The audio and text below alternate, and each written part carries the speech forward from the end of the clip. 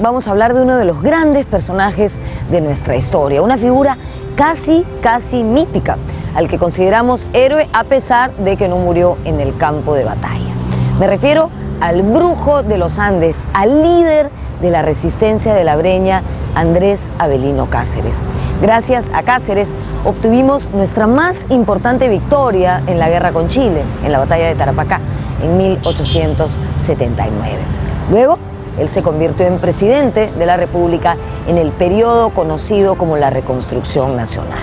De todo eso vamos a hablar el día de hoy, de su faceta militar, de su faceta política y por supuesto también de su vida. Soy Norma Martínez y esto sucedió en el Perú.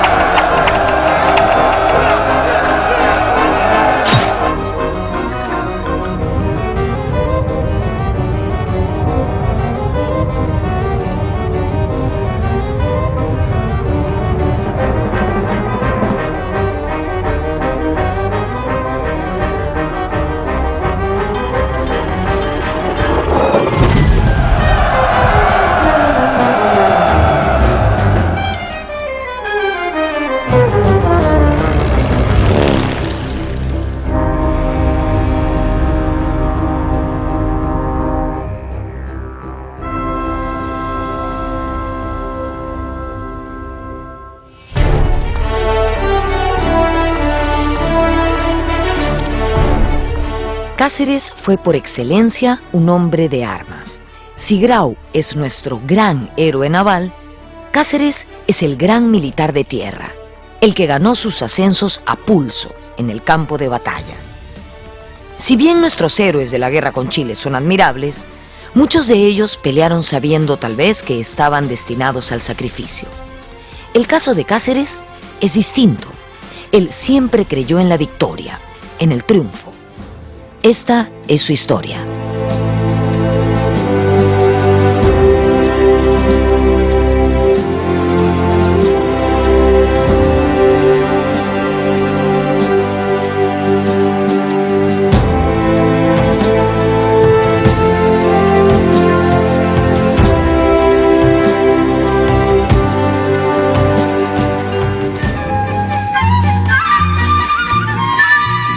Según la versión más difundida, Andrés Avelino Cáceres nació en Ayacucho el 10 de noviembre de 1836.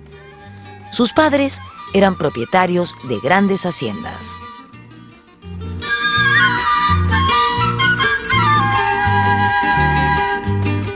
El padre de Andrés Avelino Cáceres tenía ancestros españoles. Se llamaba Domingo Cáceres, era un hacendado y partidario de la causa libertaria. De hecho, fue uno de los que firmó el Acta de la Independencia de 1821.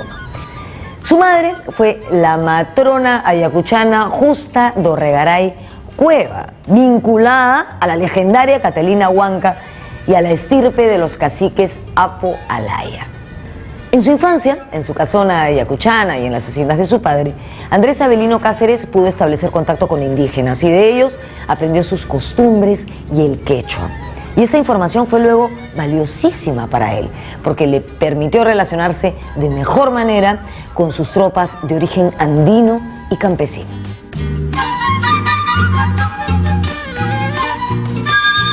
Él es Cáceres Dorregaray. La familia paterna es ayacuchana, pero la madre desciende de la familia Dorregaray de Chupaca. Y hay una tradición oral por la cual los Dorregaray serían descendientes de Catalina Huanca, ¿no? Cáceres siguió estudios escolares y superiores en su natal Ayacucho. En 1854, cuando tenía 17 años, se plegó a la rebelión que Ramón Castilla había encabezado contra el presidente Echenique, quien estaba involucrado en serios casos de corrupción. El joven ayacuchano truncó sus estudios universitarios y se enroló en el ejército de Castilla con el grado de subteniente.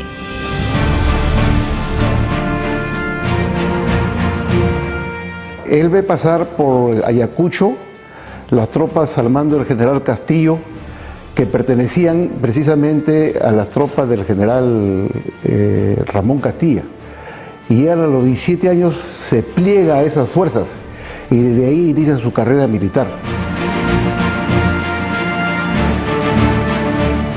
Un poco llamado también por ese sentimiento patrio, ¿no?, de querer luchar, defender al Perú, que él ingresa, ¿no?, a esta revolución, esos ideales liberales, porque no te olvides que él había estado en la Universidad de Ayacucho. Claro que supongo que no era igual que las universidades de hoy día, pero era pues una visión mucho más libre, que estaba de moda el pensamiento liberal, porque esa revolución de Castilla es una revolución liberal.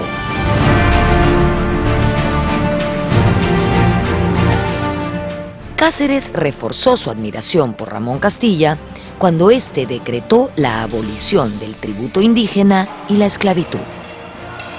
La firma de estos importantes decretos se produjo en Huancayo, en casa de la señora Bernarda Piélago, tía de Cáceres.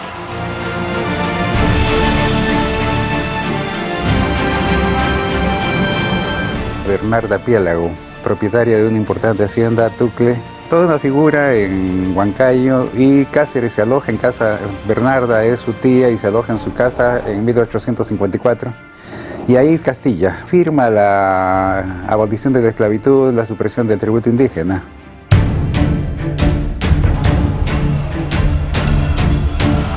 En enero de 1855, Cáceres participó en Lima en la batalla de La Palma, decisiva victoria de Castilla sobre Echenique.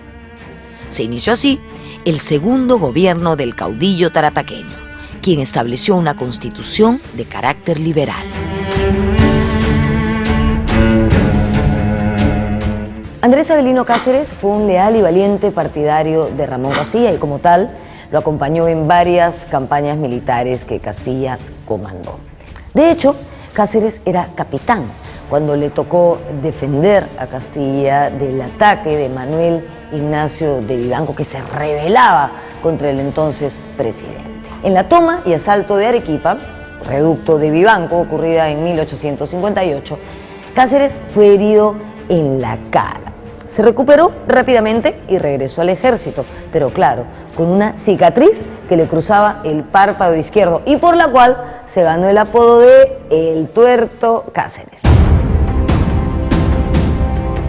La parte más interesante es en Arequipa, cuando él casi cae herido de muerte.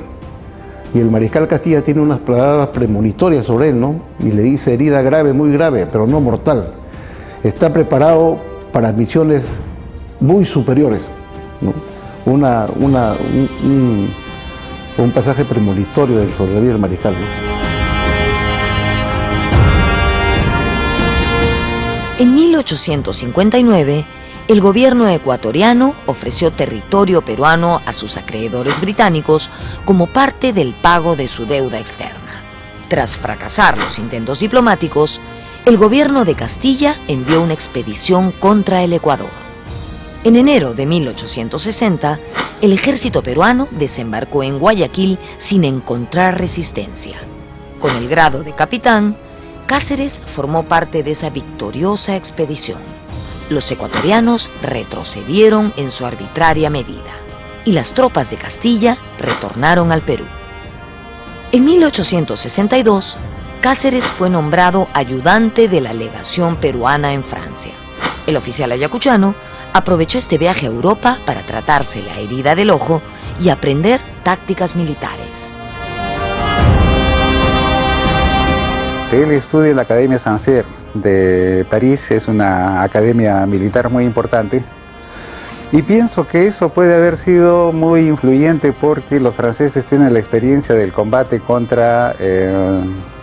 durante la invasión de México, tienen que enfrentar guerrillas mexicanas, así que es posible que Cáceres haya conocido algo de la experiencia de la guerrilla mexicana.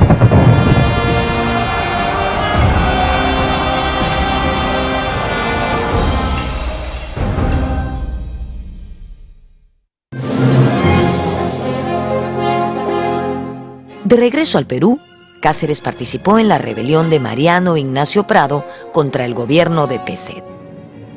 Peset se había mostrado débil ante las ambiciones españolas de apoderarse de nuestras riquezas guaneras.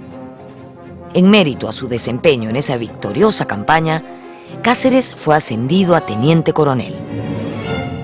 Durante el combate del 2 de mayo de 1866 en el Callao, Cáceres prestó servicio en el fuerte Ayacucho, desde donde repelió los fuegos de los buques españoles. Es uno de los raros militares del siglo XIX que hace toda la carrera en armas.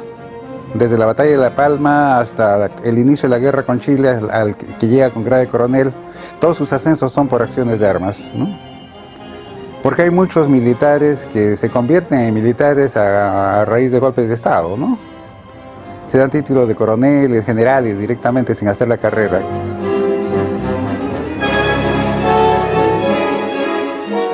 Cáceres se retiró de las milicias por algún tiempo para dedicarse a labores agrícolas en el Valle de Pampas. Se reintegró a la vida militar en 1872, con el fin de oponerse a la sublevación de los hermanos Gutiérrez, militares que habían desconocido el triunfo electoral de Manuel Pardo.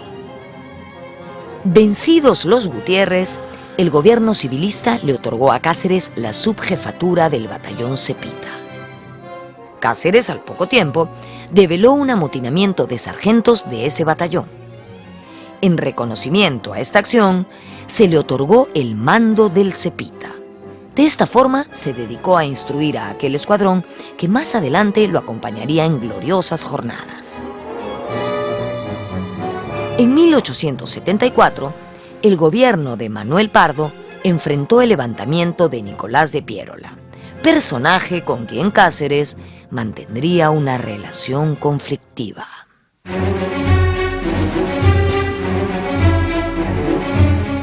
Cuando Pardo llega al poder, tiene que enfrentar permanentemente complots militares y uno de los grandes conspiradores es Piérola. Más que adhesión a Pardo, yo diría que Cáceres es un institucionalista y Piérola es el conspirador, entonces están enfrentados, ¿no? Ascendido a coronel, Cáceres fue destacado al Cusco. En 1876 pidió licencia para viajar a Lima y casarse con su gran amor, Antonia Moreno Leiva. El matrimonio tendría 3 hijas, Zoila, Hortensia y Rosa. De vuelta a la Sierra Sur, Cáceres asumió la prefectura del Cusco sin perder el mando de su inseparable batallón Cepita. Al acercarse la guerra con Chile, el Cepita se unió al batallón 2 de Mayo y formaron la segunda división del ejército peruano. Ya por aquel entonces, Cáceres era un militar muy identificado con la tropa y la oficialidad. Un conductor de masas, ¿no?, que tiene una plena empatía con sus subordinados e incluso con sus superiores. Entonces eso es lo que a él hace que la gente lo siga, ¿no?, porque lo entiende, lo ve de igual a igual porque habla el mismo idioma.